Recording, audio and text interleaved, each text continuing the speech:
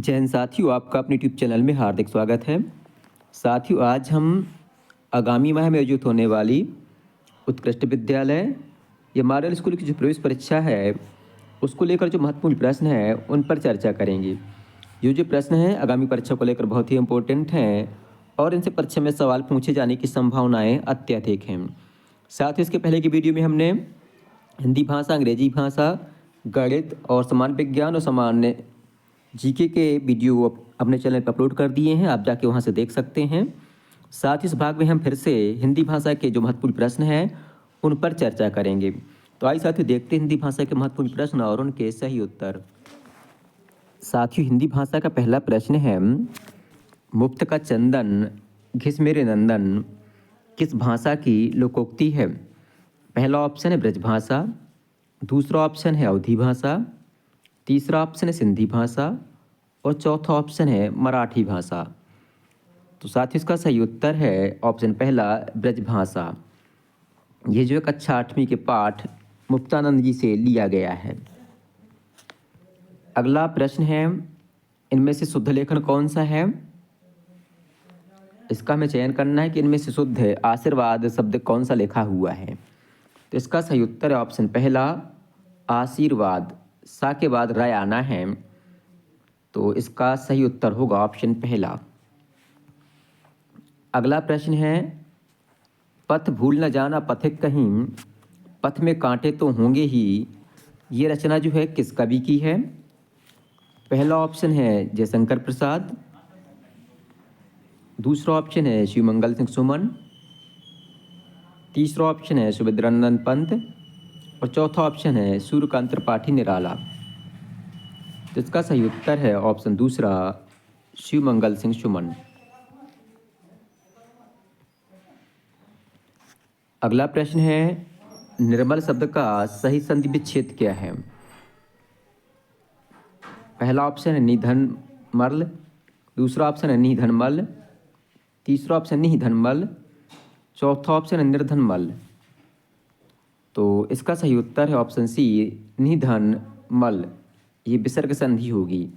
तो एक सवाल आपकी परीक्षा में संधि विच्छेद से भी पूछा जाएगा। अगला प्रश्न है, अपराजिता शब्द में उपसर्ग कौन सा है? पहला ऑप्शन है आ, दूसरा ऑप्शन है अप, तीसरा ऑप्शन है अपरा, चौथा ऑप्शन इनमें से कोई नहीं। तो पराजिता शब्द में जो है अपराजिता शब्द में आ उपसर्ग है। पराजिता शब्द है, अपराजिता का अर्थ होता है जो पराजित ना हो, और अपराजिता एक फूल का भी नाम है। अगला प्रश्न है, वायु शब्द का पर्यायवाची शब्द इनमें से कौन सा नहीं है? अनिल, अनल, समीर, पवन। तो आप देख पा रहे हैं कि जो अनिल है ये भी वायु का पर्यायवाची है, समीर भी पर्यायवाची वायु का है, पवन भी है, और अनल जो है आग का पर्यायवाची होता है। तो ऑप्शन बी हमारा सही उत्तर होगा। अगला प्रश्न है, आत्मविश्वास शब्द में कौन सा समास है? पहला ऑप्शन है द्वंद्व समास, दूसरा ऑप्शन है द्विगु समास, तीसरा ऑप्शन है तत्पुरुष समास, चौथा ऑप्शन है अव्ययी भाव समास। तो एक प्रश्न जो है आपकी परीक्षा में समास से ही पूछा जाएगा। इसका सही उत्तर है ऑप्शन सी तत्पुरुष समास। इसका वो होगा विस्तार होगा आत्म पर विश्वास, तो अधिकरण तत्पुरुष समास इसका सही उत्तर हो जाएगा। अगला प्रश्न है, गीता ईमानदार है और प्रतिभाशाली भी है, ये वाक्य कैसा है?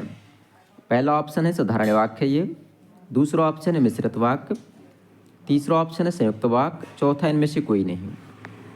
तो ये जो वाक्य है संयुक्त वाक्य है, ऑप्शन सी हमारा सही उत्तर होगा। जो वाक्य जो है और से, तथा से, या से या परंतु से जुड़े होते हैं वे सब संयुक्त वाक्य होते हैं। तो इसका सही उत्तर होगा ऑप्शन सी संयुक्त वाक्य। अगला प्रश्न है, धुआंधार प्रपात किस नदी के जल के गिरने से बनता है? पहला ऑप्शन है नर्मदा, दूसरा ऑप्शन है गंगा, तीसरा ऑप्शन है यमुना, चौथा ऑप्शन है ताप्ती। इसका सही उत्तर ऑप्शन पहला नर्मदा नदी पर बनता है, जबलपुर के पास स्थित है।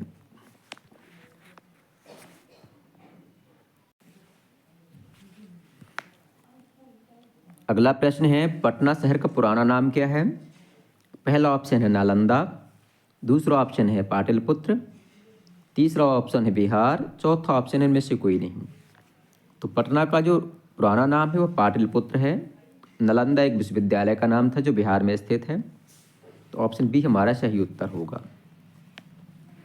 अगला प्रश्न है, इनमें से हमें तत्सम शब्द का चयन करना है कि तत्सम शब्द कौन सा है। पहला ऑप्शन है खेत, दूसरा ऑप्शन है प्रस्ताव, तीसरा ऑप्शन है ऊंचा, चौथा ऑप्शन है दूसरा। तो तत्सम शब्द वे शब्द होते हैं जो संस्कृत से जो कहते हो हिंदी में ले लिए गए हैं, उनको तत्सम शब्द बोलते हैं। और जो जिनका रूप विकृत हो चुका है उनको बोलते हैं तद्भव शब्द। तो इसमें जो है प्रस्ताव शब्द जो है तत्सम है, क्योंकि खेत क्षेत्र से लिया गया है, ऊंचा। साथियों अगला प्रश्न है, भेड़ाघाट पाठ के रचनाकार कौन है? पहला ऑप्शन है सूर्यकांत त्रिपाठी निराला, दूसरा ऑप्शन है शिवानी, तीसरा ऑप्शन है तुलसीदास, चौथा ऑप्शन है माखनलाल चतुर्वेदी। तो साथियों इसका सही उत्तर है ऑप्शन चौथा माखनलाल चतुर्वेदी। ये जो है शायद कक्षा 7वीं की हिंदी की बुक से लिया गया है। तो इसके रचनाकार हैं माखनलाल चतुर्वेदी। और जो माखनलाल चतुर्वेदी जी हैं, इनका जन्म जो है 4 अप्रैल 1889 ईस्वी को बबई होशंगाबाद में हुआ था। और होशंगाबाद का वर्तमान नाम जो है नर्मदापुरम जिला है। पुष्प की अभिलाषा इनकी लोकप्रिय रचना है। हिमकिरीटिनी, हिमतरंगिनी, मरण ज्वार इनकी प्रसिद्ध काव्य कृतियाँ हैं। और इनने जो है कर्मवीर एक पत्र था, उसका प्रकाशन भी जबलपुर से किया था या खंडवा से। अगला प्रश्न है, अग्रज शब्द का विलोम बताओ। पहला ऑप्शन है आगे, दूसरा ऑप्शन है पीछे, तीसरा ऑप्शन है अनुज, चौथा ऑप्शन है बाद में, बाद। अग्रज का अर्थ होता है पहले पैदा होने वाला या उम्र में बड़ा। तो इसका उल्टा हो जाएगा ऑप्शन सी अनुज, जबकि आगे का उल्टा हो या विलोम होगा पीछे। तो ऑप्शन इसका सी सही उत्तर होगा। अगला प्रश्न है, कवि शब्द का सही स्त्रीलिंग क्या होगा? कवियत्री, कवित्री, कवियानी, कवियत्री। तो इसका सही उत्तर होगा ऑप्शन डी कवियत्री, कवियत्री। इसमें जो है आपको ध्यान देना है, बहुत से बच्चे इस ऑप्शन ए और ऑप्शन डी में चकरा जाएंगे। तो इसका सही उत्तर होगा ऑप्शन डी। अगला प्रश्न है, इनमें से कौन सा रकेश शब्द का रकेश शब्द में कौन सी संधि है? पहला ऑप्शन है गुण संधि, गुणस्वर संधि, दूसरा ऑप्शन दीर्घ स्वर संधि, यण स्वर संधि, वृद्धि स्वर संधि। तो रकेश में जो है मतलब गुण स्वर संधि होगा। ठीक है, तो आधन ई मतलब ए हो जाएगा। तो इसमें जो होता है रकेश में गुण स्वर संधि। तो साथ इस प्रकार से आपकी परीक्षा में संधि से सवाल आएंगे और बहुवचन से मतलब स्त्रीलिंग पुल्लिंग से सवाल आएंगे, विलोम शब्द से सवाल आएंगे, पर्यायवाची से आएंगे, जो आपके पाठ में कवि और लेखक दिए गए हैं उनसे सवाल आएंगे, तत्सम तत्भव से आएंगे सवाल, और जो प्रत्यय उपसर्ग होते हैं यहाँ से सवाल आएंगे, समाज से भी सवाल आएंगे, और जो रचनाएं हैं आपकी किताब में वहाँ से भी सवाल परीक्षा में पूछे जाएंगे। और एक आध प्रश्न जो है लोकोक्ति और मुहावरों से भी आ सकते हैं। तो साथ ही इस प्रकार से इस भाग की हिंदी भाषा के प्रश्न पूरे होते हैं। अगले भाग में हम देखेंगे अंग्रेजी भाषा और सामान्य जीके के प्रश्न। साथियों आपको वीडियो पसंद आए तो वीडियो को लाइक करें, अपने साथियों के साथ शेयर करें और हमारे चैनल को सब्सक्राइब करना बिल्कुल भी ना भूलें, ताकि आगे आने वाला अपडेट आपको समय से मिल सके और आपकी तैयारी बहुत अच्छे से हो सके और आपका चयन इस परीक्षा में हो सके। बहुत बहुत धन्यवाद।